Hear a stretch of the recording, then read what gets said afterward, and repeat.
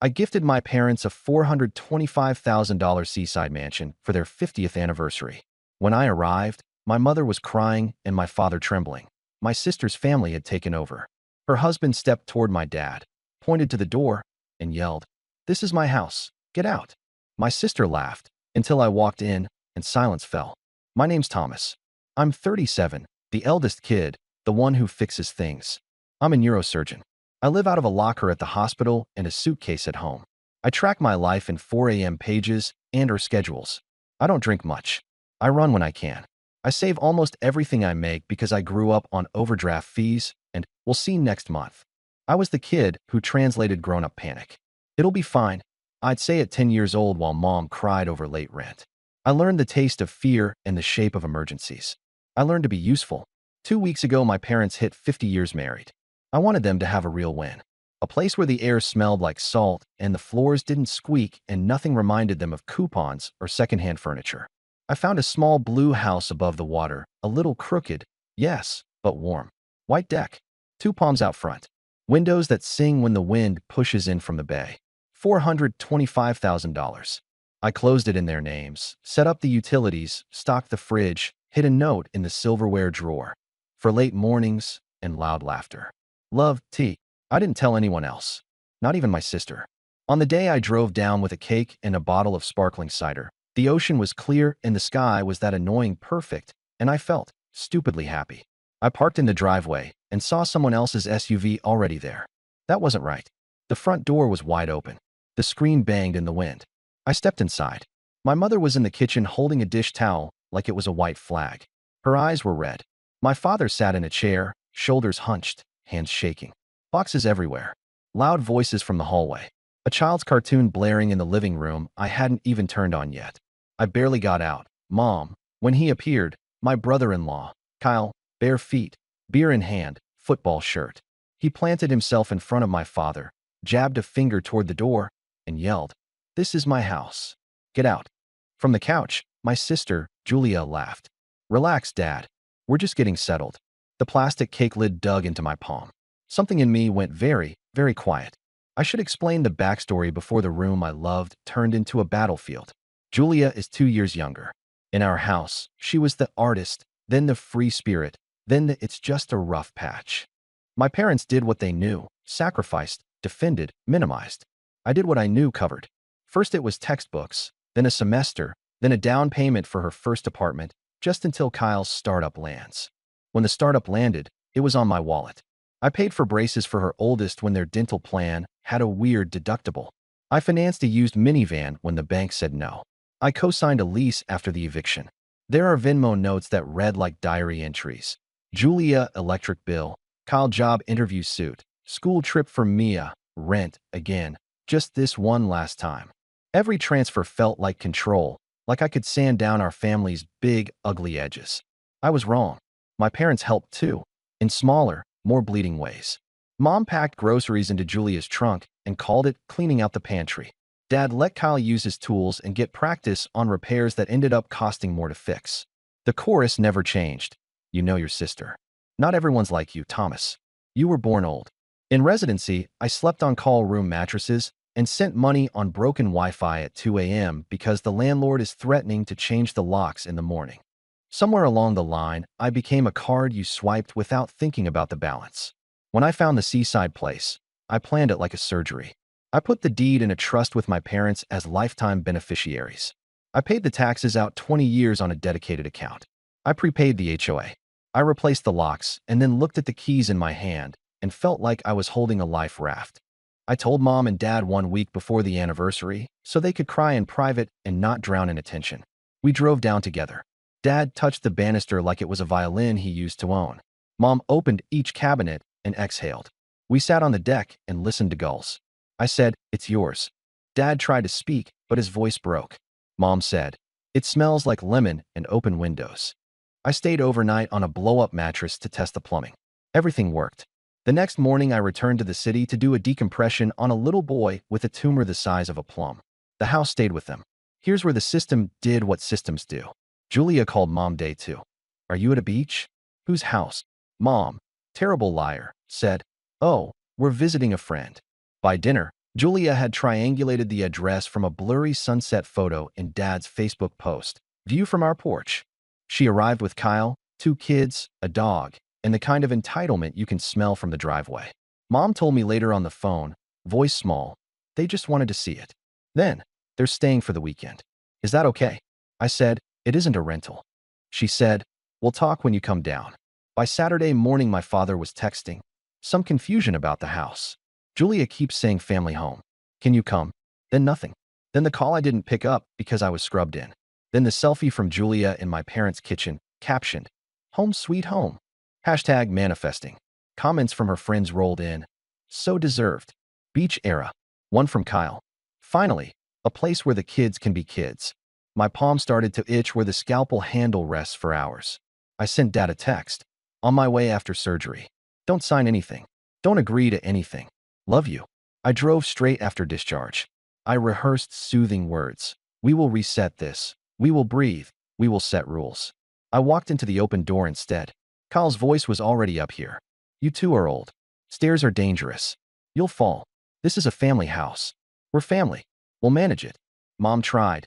It's Thomas's gift, and he cut her off. He gave it to you. You're giving it to us. Same difference. Julia didn't stand. She just smirked. Don't be dramatic, Mom. We'll handle the bookings. Bookings? Kyle waved toward the view. Prime waterfront. Peak season. I listed it this morning. Easy money. You two can have the downstairs during off-season. I looked at my father's hands. They were trembling like they do when he's furious and trying not to be. This is the same man who once worked 3 jobs and still found a way to show up at my high school orchestra concert in a greasy uniform. He was now being told to move aside in a house he had just learned was his. I was raised on be useful, not be loud. But the last text from Dad had been a request I couldn't file under later. I set the cake on the counter. It looked ridiculous on that table crowded with fast food bags and makeup kits. My voice when it came out was steady. Who told you this is your house? Kyle rolled his eyes like I was slow. Family money. Family house. Don't be weird. Julia added, sing-song, we're not asking, Tommy. We're updating. Mom's face crumpled. Thomas, can you just explain? Kyle pointed at my father again. He can explain from the porch. Julia laughed. Babe, stop. Dad knows we love him. My father's jaw worked. No sound. Something in me clicked into place like a bayonet. Everyone to the living room, I said. Not loud. Just surgical loud. The kids paused their show. The dog stopped shredding a throw pillow. Kyle snorted, but followed, because people like him always believe the room belongs to them. I stood by the mantel under the framed photo of my parents cutting a supermarket cake 40 years ago. I could feel my pulse in my thumbs. I pulled a folder from my bag and laid out 5 documents on the coffee table. Deed, I said, tapping the first page. Recorded last week. The property is owned by the S. and R. Life Trust. Lifetime beneficiaries, Sam and Ruth, my parents, with exclusive right of occupancy. Kyle squinted like the words were doing something to him. In English.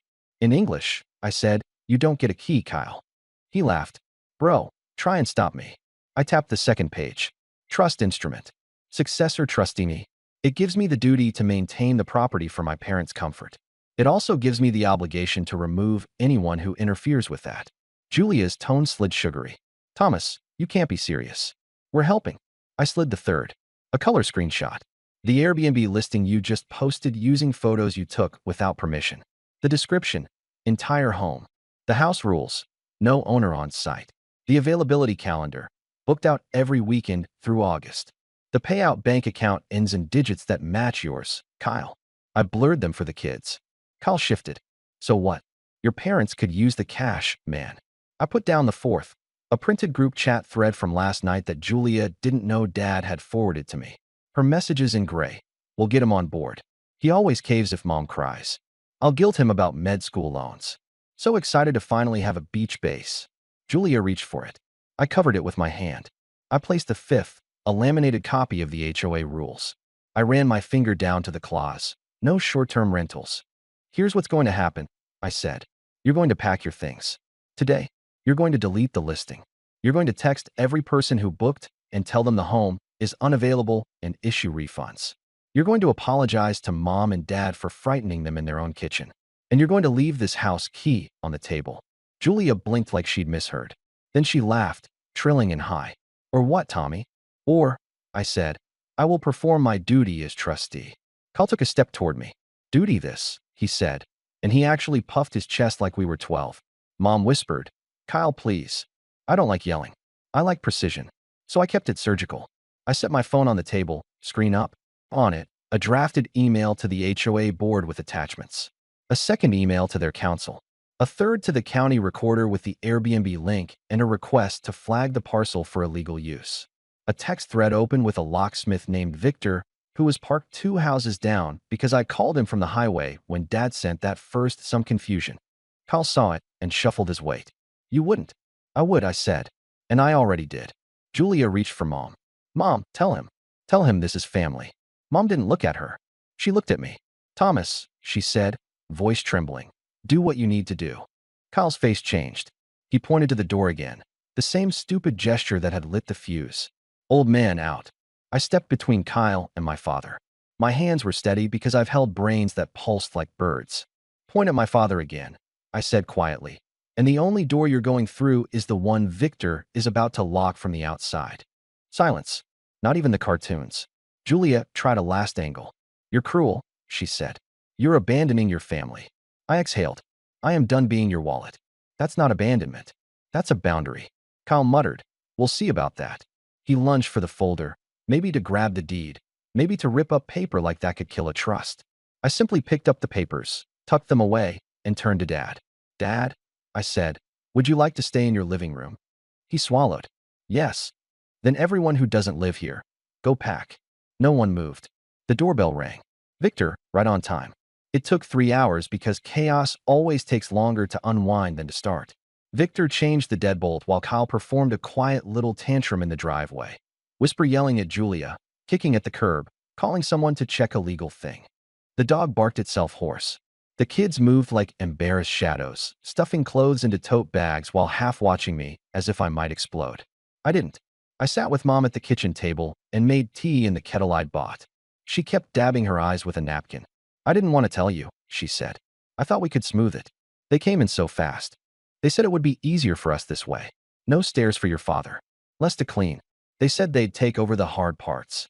The hard parts are the parts that mean ours, I said. She nodded, a small, guilty nod I know from every time she apologized for the weather. Dad stared out at the water. I thought I'd be stronger, he said. I should have told them to leave. You called me, I said. That was the strong part. In the living room, I opened my laptop, connected to my hotspot, and forward canceled every illegal booking. I wrote each customer. Listing removed by owner. Refund issued. I attached the HOA rule for the one who threatened a review. I drafted a short letter to neighbors. You may have seen cars. There was confusion. There will be no short-term rentals at 24 Seaside. Julia tried to reframe it at least 3 times. First pass. We were just excited for them. She sat on a packed suitcase, face arranged into soft hurt. I wanted the kids to be around their grandparents more. You know how you work. Second pass. It makes sense if you think about it. You're never there. They're getting old. We're the ones with energy. Third pass. When I didn't argue, didn't bite, she went for blood. You think money makes you the parent, Thomas. It doesn't. You buy things so you don't have to be a person. I bought a house for our parents, I said. I didn't buy a permission slip for you to steal. She flinched at the word, then went cold. We'll remember this, she said. I hope so, I said. Kyle refused to hand over the key. Come and take it, he smirked, which would have been cute if Victor hadn't installed a keypad lock 10 minutes earlier. I reached past Kyle, pressed 0-0-0-0, then reprogrammed it to a code Dad chose while Kyle watched all his leverage sink in the sea air. He tried another angle. You think you're clever with your papers, he said. I know a guy. I know the county clerk, I said evenly. And your guy is about to tell you a trust beats a tantrum. He stared at me like he was trying to decide if I was bluffing. I wasn't. When they finally carried boxes to the SUV, Julia paused on the porch. You could have just talked to me, she said. I have been talking to you for 10 years, I said. Her mouth tightened. You'll regret this when they need help and you're not around. I looked at Mom pouring tea. I looked at Dad's hand finally still on the armrest. I am around, I said. For them. They drove away. The dog yapped at the window like it had an opinion about property law. After they left, the house changed temperature. It was the same air, but not the same air. I could hear the ocean through the screen. I could hear my parents breathing. I went room to room with a trash bag. Picked up juice boxes and a plastic tiara and 2 socks that didn't match. I found a folded printout in the guest room drawer, Kyle's business plan. He'd estimated monthly profit at 5 times the HOA fine. In the margin, Julia had written, "Tom won't say no if Mom cries."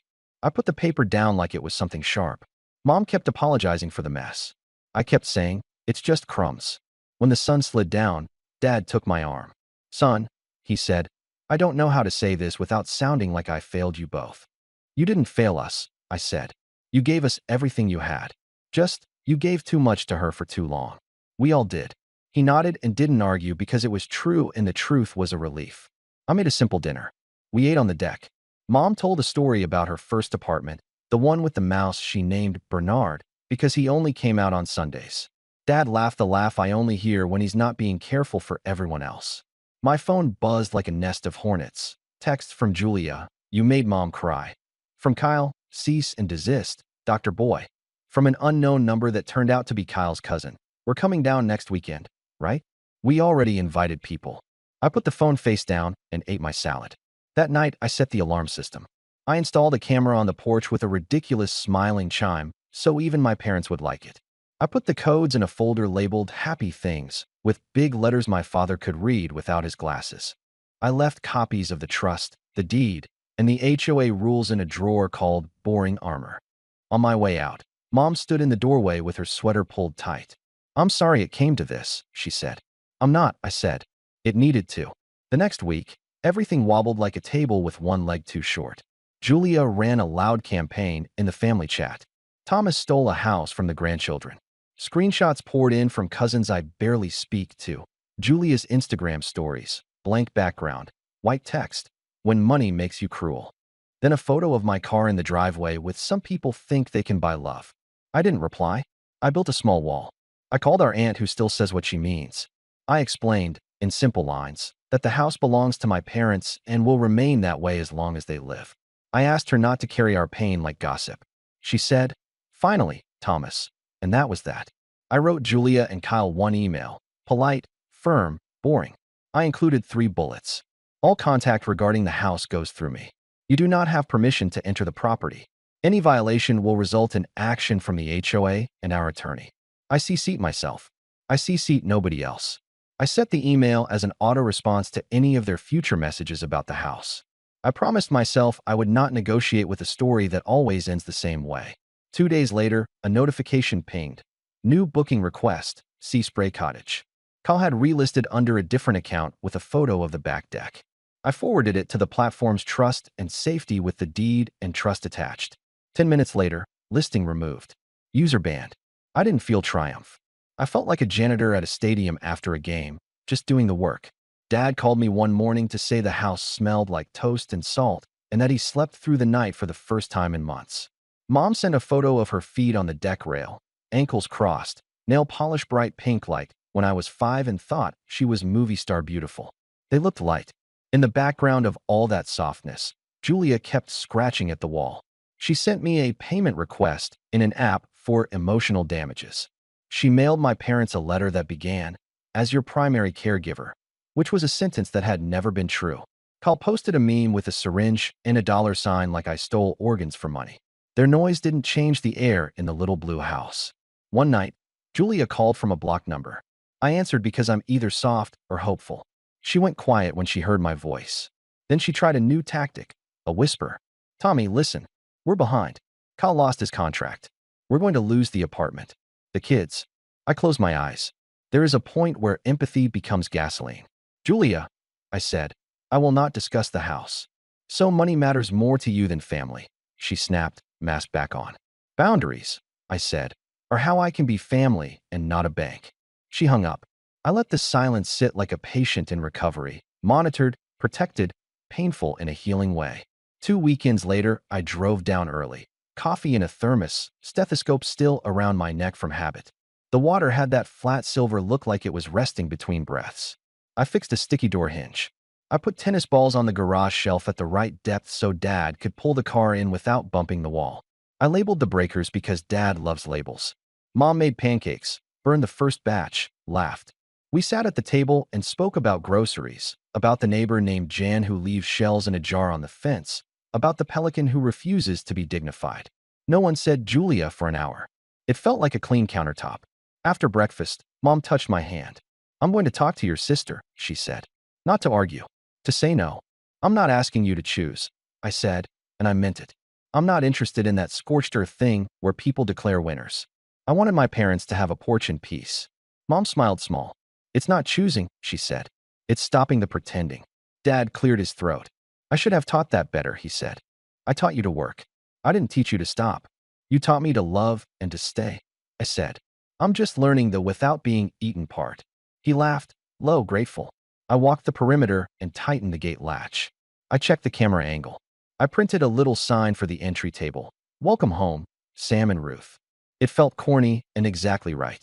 Later, alone on the deck, I thought about the headline my sister would write if she owned my story. I gifted my parents a house and ruined my family. That's not what happened. What happened is I stopped paying the troll under the bridge. What happened is I made a gift and then guarded it so it didn't become a weapon. I used to tell myself that handing out money kept the peace. It didn't. It kept the noise quiet while resentment fermented in the walls. Boundaries are louder at first. Then they're a hush no one can fake. The messages slowed. Julia pivoted to other audiences. Kyle found a new hill to throw a tantrum on. My parents started saying small no's that sounded like yes to their own lives. No, we can't watch the kids this weekend. No, we can't drive across town to fix your car. They started saying yes to early sandwiches, to naps, to pointing out boats with funny names. A month in, my niece, 16, all band tees and big eyes, sent me a DM that just said, "The house is pretty. Grandma looks happy there." I typed back, "Come visit with Grandma's permission. No bookings, just pancakes." She sent a laughing emoji and then, "Okay." A tiny truce with someone who didn't break anything. Last night, after a late case, I drove to the house because I needed to see it lit from the inside. Through the window, I could see my father reading in his chair, glasses slid down his nose, the same way he sat in our old apartment when the only light we had was the TV glow. Mom had a blanket over her lap and a puzzle on the table. The sound of the ocean climbed in and settled under everything like bass. I didn't go in. I stood on the sidewalk and let the quiet explain the point of all of this to me. Here's what I know now. Love is not covering someone's bad behavior with your body. It isn't congratulating chaos because the person causing it shares your blood. Love is a house with good light and doors that lock. Love is paperwork that holds when people don't. Love is telling your parents, rest, and telling everyone else, no, I am not their bank. I am not their scapegoat. I am not the emergency exit they pull when the fire they set gets hot. I am their son. A man with a job that asks me to be precise. A brother who finally learned that precision belongs at home, too. If my sister ever wants to stand on this deck and look at this water with our parents, she can. She can come with empty hands and an apology, not a business plan.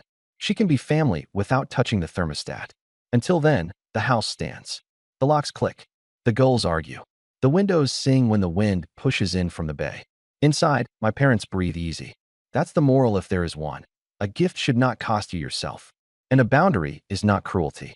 It's the way love keeps its porch light on without burning down the neighborhood.